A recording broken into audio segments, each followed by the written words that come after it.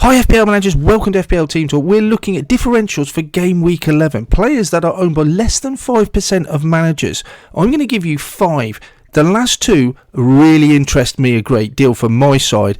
All 5 though could make a difference to you winning your mini leagues or just gaining an overall rank. So let's have a look at them. If you're a first time viewer and you enjoy FPL content, you want to keep up to date with the latest information, then start now by clicking on that subscribe button, click on that bell to get any alerts. Let's jump into it.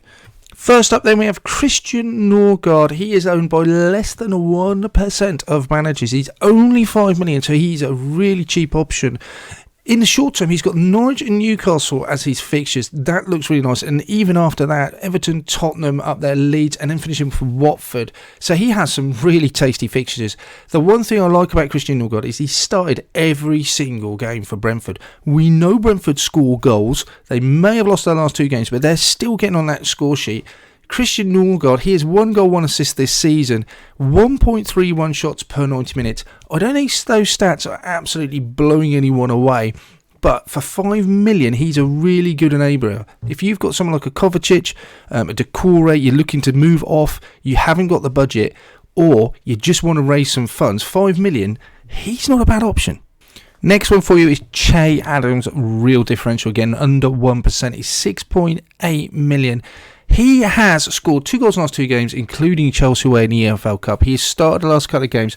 He is 1.85 shots per 90. Wouldn't say it's hugely big, but he's got 1 goal, 2 assists, which he got earlier on in the season. Goal involvement 0.4. And again, not massively huge, but he does have some quite nice fixtures in the short term. He's got Villa at home on Friday night. They're conceding goals. Then you got Norwich away. Those 2 games look ripe for the pickings. There are, I suppose, a few concerns. Broher coming back in, but you'd imagine Che with the 2 goals and a great goal against Watford having to keep his place in that Southampton side.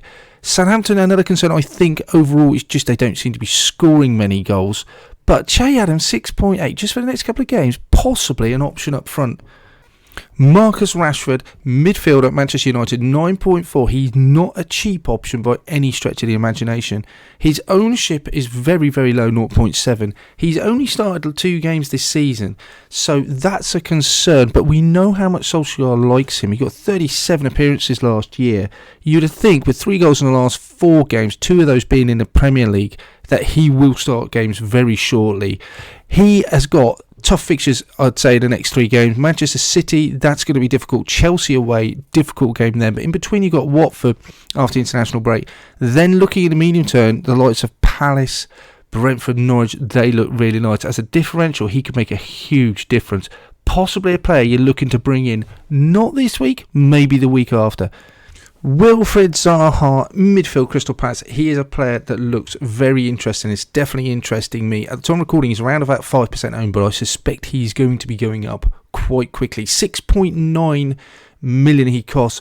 Not exactly a budget player, but not in a premium bracket either. What I love about him is his fixtures look brilliant.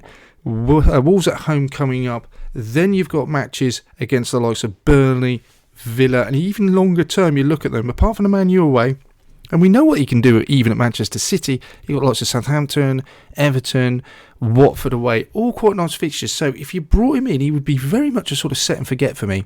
I love the fact that he's played 8 out of 10 games. He missed the Arsenal game through illness. And then the next game against Newcastle wasn't 100% fit, so started on the bench.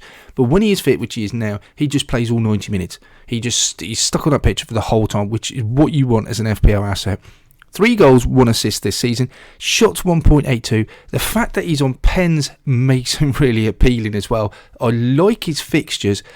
And you have to bear in mind, those stats I've given you, whereas they don't blow you out of the water, they've had some really tough games in that first 10 matches. They've played away at Liverpool, away at Chelsea, away at Manchester City. They've had Tottenham away as well.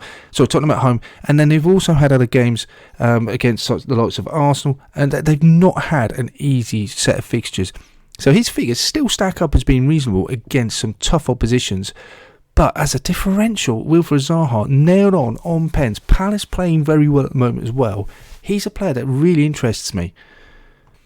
Coming to the last final, and the 5th one is Pierre-Emerick Aubameyang. Looking at those fixtures stand out to me straight away. He's got Watford in the next game, which looks wonderful. Then he's got Liverpool away, obviously a difficult game there. Newcastle at home, either side of that difficult game. Then it gets a little bit tighter with Manchester United. Everton red. I'm not sure that should be red really, if I'm honest. And then you get the game against Southampton. 0.52 expected goal involvement. That's fine, okay. His cost, he doesn't come in cheap, is my only problem with Aubameyang, I guess. He is coming in at £10 million, but his ownership, again, 5%, really only owned, so he is a really good differential. He's got 4 goals, 1 assist this season. He's on penalties. What surprised me the most about Aubameyang is we know what a good player he is and how absolutely explosive he can be in games. He's started the last 7 games and he's finished all 6 of the last 7 games. So 6 of those last 7 games, he's got 90 minutes in. So he's playing minutes, 3 goals, 1 assist. Last year, obviously, we know how many problems he had in hospital, not playing quite to his level that we expect him from. I like also he's got no European fixtures. If you want to move from Vardy, it's quite a nice, simple one transfer move and you save money. He's a nice captaincy option for this week coming up as well, because there's other difficult fixtures. You've got the Manchester Derby coming up, so that's going to restrict the fixtures you have there to choose from. Liverpool away, West Ham, that's tricky as well. You could go Chelsea. It's difficult to know who to play up front with that one. So Aubameyang, they've got Watford at home, so he looks on pens as a really good option for captaincy. Then, after the international break, if you wanted to avoid Liverpool, you could move back to Lukaku. So there are options, because he's a premium striker, to move to other premium players as well. For me, I'm looking at him as a real option for Vardy. Vardy banked last 2, not saying to move off him because of his long-term fixtures, but for a Watford game at home, it looks really tempting. I hope you found that useful. Remember, click on that subscribe button. Plenty more content for Game Week 11 coming out. Possibly a wildcard, looking at review and other players to watch. So click on that subscribe, hit that like, put any comments below. See you next time.